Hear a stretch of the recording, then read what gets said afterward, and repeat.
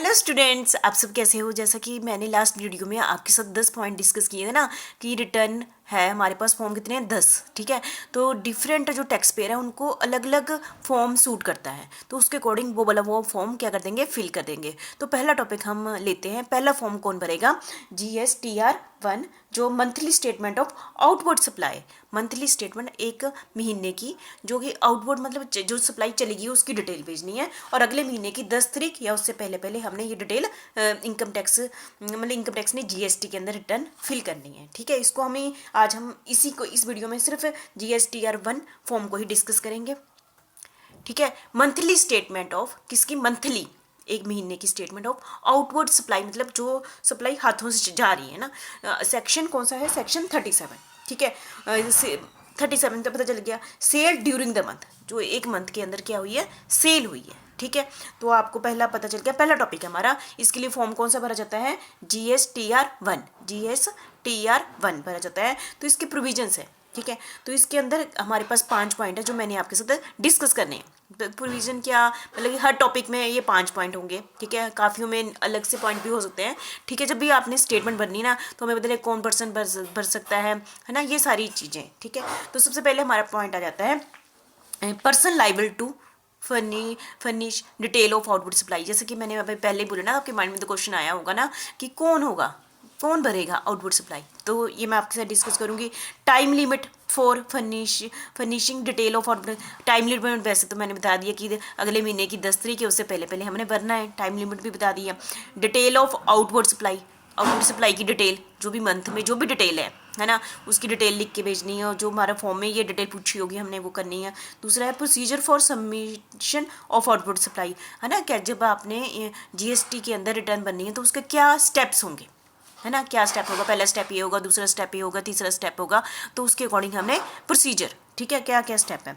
और लास्ट में in case of error और omission in detail of output supply, बाद में आपको आपने फिल तो कर दी रिटर्न, बाद में आपको पता चल गई वहाँ से तो मेरी गलती होगी, या मैं कुछ बताने के लिए रह गया, ओमिशन, है ना, मतलब कि रह गया है या मेरे से गलती हो गई है। तो उस केस में आउटपुट सप्लाईज के केस में जो सप्लायर है वो क्या करेगा। ठीक है, उसके भी प्रोविज़न है। ठीक है, तो ये वाली पॉइंट्स हम डिस्कस करेंगे सेक्शन 37 के अंदर। ठीक है, सिंपल है, आप सुनेंगे तो उससे ही आपका हो जाएगा। ठीक है, तो यही 5 पॉइंट मैं आपसे डिस्कस करने जा रही हूँ। पहला पॉइंट है person liable to furnish detail of output supply.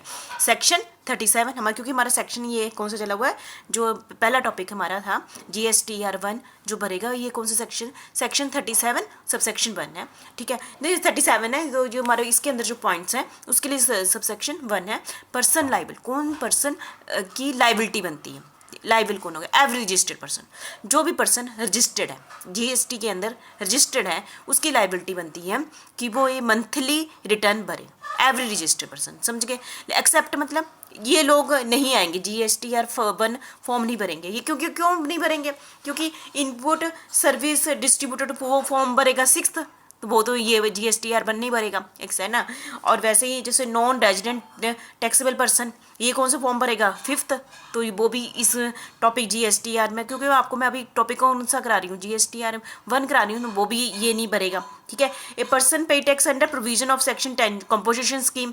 Composition scheme के अंदर कौन से रिटर्न का भरा जाता है? 8th भरा जाता है, 8th फॉर्म भरा जाता है। ए person paying tax under provision of section 51 tax deducted at TDS, है ना, ये मैंने बोल रहा था ना आपको, इसके लिए भी फॉर्म नंबर 7 भरा जाता है। ठीक है, और a person paying tax under provision of section 52, ठीक है, जो प्रोविजन ऑफ सेक्शन जैसे tax collection at source for e-commerce operator. ठीक है, तो इनकी क्योंकि ये जो मैंने 5 लोग बोले हैं, तो ये अलग अलग फॉर्म भरेंगे, तो इसलिए वो वाला फॉर्म भरेंगे, तो नेचुरली है GSTR 1 नहीं भरेंगे, GSTR नहीं भरेंगे, ये लोग नहीं भरेंगे, क्योंकि ये वो वाला फॉर्म भरेंगे।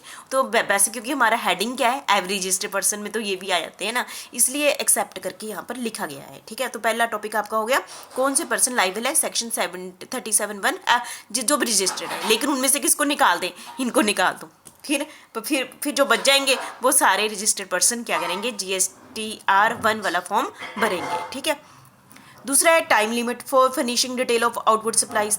सेक्शन 37 सब सेक्शन 1 ही है इसका भी, कि जो आपने रिटर्न भरनी है, ठीक है, उसकी टाइम लिमिट क्या है। ठीक है। ये तो आपको मैंने पहले ही बता दी थी। इसकी ड्यू डेट क्या है, 10th of the next month, जैसे फरवरी की 10 तारीख है उससे पहले हमने रिटर्न भर देनी है, ठीक है। ड्यू डेट से detail shall be communicated to the recipient, मतलब कि जिसको हमने सप्लाई की है ना, उसको भी हमने बता देना है within such time and in such manner as may be prescribed. Within time हमने जो रिसीवर है जिसने चीज़ें हमसे खरीदी हुई हैं उसको भी बता देना है और उस टाइम पर, ठीक है। दूसरा है not to be allowed to finish the detail of outward supply, मतलब कि अब यहाँ पर अलाउड नहीं होगा कि वो आउटवर्ड सप्लाईज की रिटर्न भरे। किस केस में नहीं होगा कि आपको पता है कि 10 तारीख से पहले आपको फॉर्म भरना है, लेकिन उन्होंने कहा कि वे फॉर्म 11 जैसे मैंने एग्जाम्पल ही लिया है आपके सामने, 11th to 15th डे, मतलब कि 11 फरवरी से लेकर 15 फरवरी तक आप इसको नहीं भर सकेंगे क्योंकि आपकी लास्ट डेट ही है अगले महीने की 10 तारीख है, उससे पहले आपको ये रिटर्न फाइल करनी पड़ेगी। अगले वो जैसे 11 फरवरी से लेकर 15 फरवरी के बीच में आपको अलाउड नहीं है, लेकिन फिर भी यदि आपका लेट हो गए कुछ भी हो गए तो एक्सटेंशन हो, अपने एक्सटेंशन के लिए आप कह सकते हैं ना, एक्सटेंशन ऑफ टाइम लिमिट, इस टाइम पीरियड को बढ़ा दिए। तो ये वैसे तो ये किसके हाथ में, कमिश्नर में extend the time limit after recording reason in writing. आप रीजन लिख के देंगे कि हम रिकॉर्ड करके रीजन की इस कारण मैं टाइम पर रिटर्न नहीं भर पाया इसलिए टाइम पीरियड बढ़ा दिया जाए, ठीक है। मतलब आपको रिक्वेस्ट करनी पड़ेगी। ये कौन होते हैं person, commissioner of state tax, commissioner of state tax या फिर यूटी है ना, टैक्स इज आल्सो, ये लोग करते हैं, ठीक है। तो टाइम लिमिट का आपको पता चल गया, मतलब अगले महीने की 10 तारीख या उससे पहले करना है, ठीक है। 11 से 15 तारीख के बीच में तो आप भर ही नहीं सकते। यदि फिर भी आप रिटर्न बनवाना चाहते हैं कि आप किसी रीजन के कारण हम लेट हो गए हैं तो पहले कमिश्नर की क्या लेनी पड़ेगी, आपको परमिशन लेनी पड़ेगी, ठीक है। तो टाइम लिमिट का आपको पता चल गया। ये कौन सा फॉर्म, GSTR 1, तब मैं भूल ना जाओ आप सारे ना।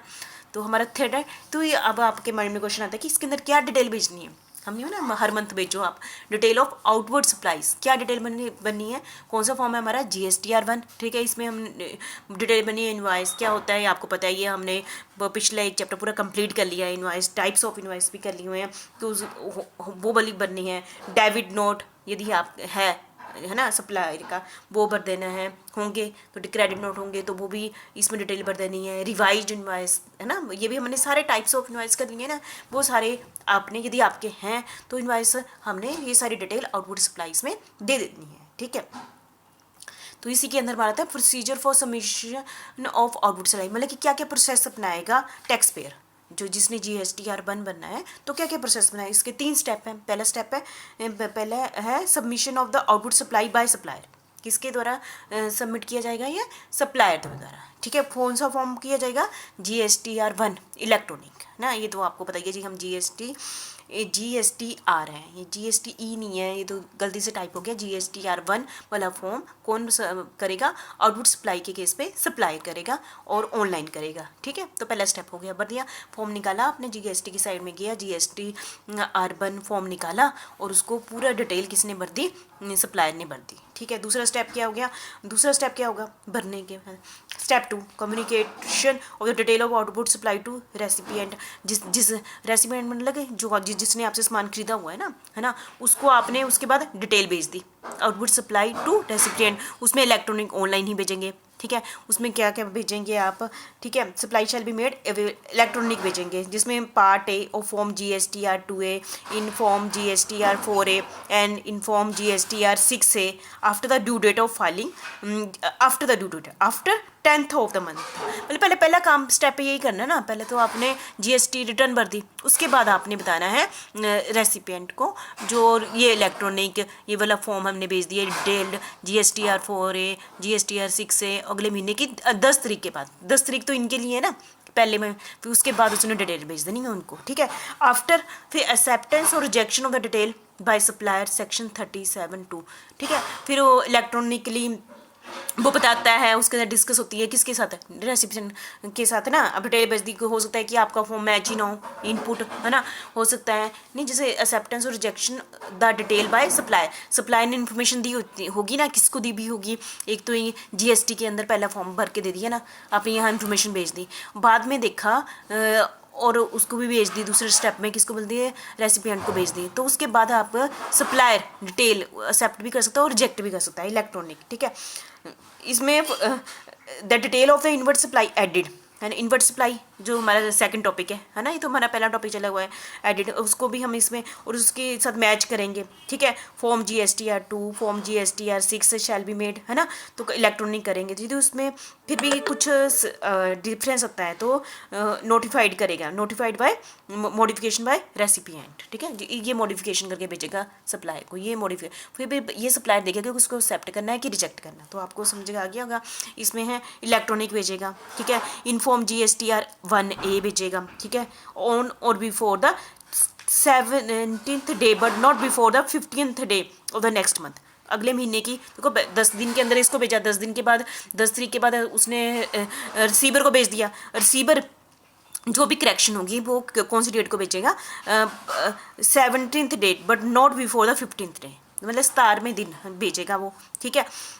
ये आपको पता चल गया। और result in amendment in, result क्या होगा उसका, एंड में रिजल्ट क्या होगा कि जो आपने फॉर्म GSTR भरा है 1 भरा है उसको अमेंडमेंट किया जाए, यदि हो ना, यदि उसमें करेक्शन करने की जरूरत है तो उसको अमेंडमेंट चेंज कर दिया जाए, ठीक है। ये वाला हमारा प्रोसेस था स्टेप 1, मतलब कि GST रिटर्न भर दी। दूसरा स्टेप क्या था, वो वाली सारी इन्फॉर्मेशन रेसिपिएंट को भेज दी। स्टेप 3 क्या था, उसने रेसिपिएंट ने देखा कि इसमें कोई करेक्शन है या कुछ चीज़ें बता दी सप्लायर को, सप्लायर अब देखेगा, फिर से वो एक रिवाइज करेगा, उसको लगता है हाँ जी तो रिवीजन के लिए अमेंडमेंट के लिए बोल देगा, नहीं लगेगा तो उसको रिसीवर को क्या कर देगा, रिजेक्ट करवा देगा, ठीक है।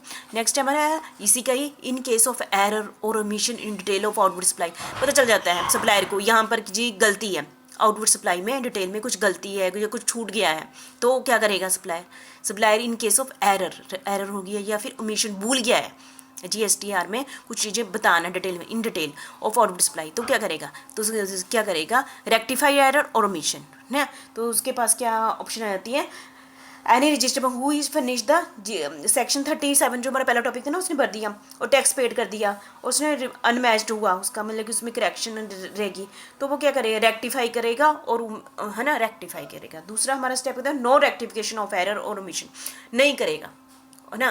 तो आफ्टर उसके बाद फिनिशिंग ऑफ द रिटर्न, ठीक है, finishing the return under section 39 for the month of September following the end of the financial year to which such detail, है ना, फिनिशिंग द रिटर्न भेज देगा वो, मतलब कि उसने रेक्टिफिकेशन नहीं की, रिटर्न भेज दी, और फिनिशिंग द एनुअल रिटर्न कर दी, रेलिवेंट बिच एवरेज अर्लियर, है ना, बिच एवरेज अर्लियर। इसी के साथ हमारा पहला टॉपिक GSTR 1 खत्म होता है। तो मैंने 5 जो हमारे पास 10 रिटर्न है ना, जो 10 फॉर्म है उसमें हमने आपको एक ही फॉर्म कराया है, ठीक है। एक अच्छे से कर लो ना, काफ़ी मैचिंग भी होगी दूसरे फॉर्म्स में। हमने अभी तक क्या किया, GSTR 1 फॉर्म, ये किसके द्वारा, आउटपुट सप्लाई के केस में, ठीक है, सप्लायर में। बहुत ही सिंपल था, एक बार सुन लो तो आपको आ जाएगा। Thank you very much.